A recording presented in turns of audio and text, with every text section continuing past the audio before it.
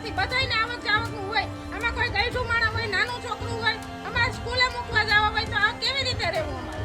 અને કાયમીનું છે 30 દી આને આ અરે આ નગરપાલિકાને વેરો ભરીએ તો અમે શું કામે ભરીએ? આ પાણી આ કચરામાં હાલવા હાટું અમે વેરો ભરીએ છીએ? જેતપુરના જનતાનગરના રહીશો કારખાનાના ગંદા પાણીમાં ચાલવા મજબૂર થઈ રહ્યા છે.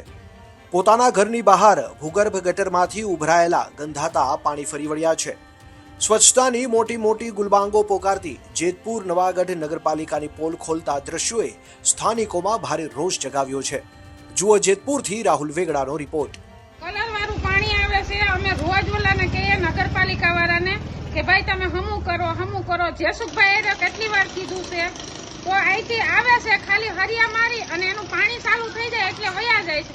અંદરથી ગાર કાઢતા નથી. ઓલો રાજુભાઈ આવે છે ને ફ્રેશ લઈને, ઓલા મશીન વાળો ઈ આવે છે, અંદર નળી નાખે, પાણીનો ફુવારો નાખે ને એટલે પાણી હાલતું થઈ જાય. તો એક જ દી રહેશે ઈ ચાલુ કરીને જાય એટલે પાછું બીજા દી હતોય નહીં થઈ જાય ને આ કારું પાણી કલર વાળું અને ગંધાય છે, વાસ નથી લેવાતી. અમારે રહેવું કેમ? આ નાના છોકરા અમારે 6 મહિનાના હોય, અમારે લઈને બાયણે નહીં કરવું, અમારે ડેલી ખોલવી કે નહીં ખોલવી? જેતપુર નવાગઢ નગરપાલિકાનો ભૂગર્ભનો આ પ્રોજેક્ટ હંમેશાથી કોઈના કોઈ વિવાદમાં રહ્યો છે. ત્યારે હાલની સમસ્યાને લઈને પણ લોકો રોષ ઠાલવતા કહે છે કે અમે ભૂગર્ભ ગટર વગરની સુવિધામાં ખુશ હતા. જુઓ ત્રાહિત મહિલા આ બાબતે શું કહી રહ્યા છે.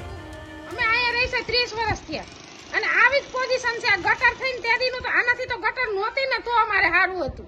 આ ગટર કરીને ગાયકની આવી ભૂલ કરી તે અમારા કલરવાળા પાણીમાં રહેવું પડે. રોજ કારખાનામાં પાણી ડેલી આવે છે. રોજ એટલે આ રોજ. ડેલી એટલે ડેલી કુંડી ભરાઈ જાય છે. હાકડી શેરી આ તો છે. હાકડી એક તો શેરી પડે અને કુંડીઓ ભરાઈ ગયેલા રહેશે. કુંડીમાં કોઈ સાપે નથી કરતા એટલું બધું. કેમ તો એક વેરના ભલે સાફ પડ્યું. કરવા આવે ને તો એમ કહે કે ભાઈ અમે સાફ કરીને વયા જાય છે, પણ અમે એમ કહે કે તમે આમાં કે આનું ભૂંગળું નથી આ દેતા. દેવનો નિકાસનું પાણી દેવો એક જ ચોક્કસ 24 કલાક ચાલુ રહેશે. કુંડીનું પાણી ત્યાં લગી સાફ કરો એમ. આ 24 કલાક ભલે પાણી નથી રહેતું. ભૂગર્ભ ગટરમાં ભળી જતા કારખાનાના પાણી અંગે અને ઉભરાતી ગટરોની સમસ્યાઓ સામે જેતપુર નવાગઢ નગરપાલિકા શું પગલાં લેશે તે આગળ જોવું રહ્યું.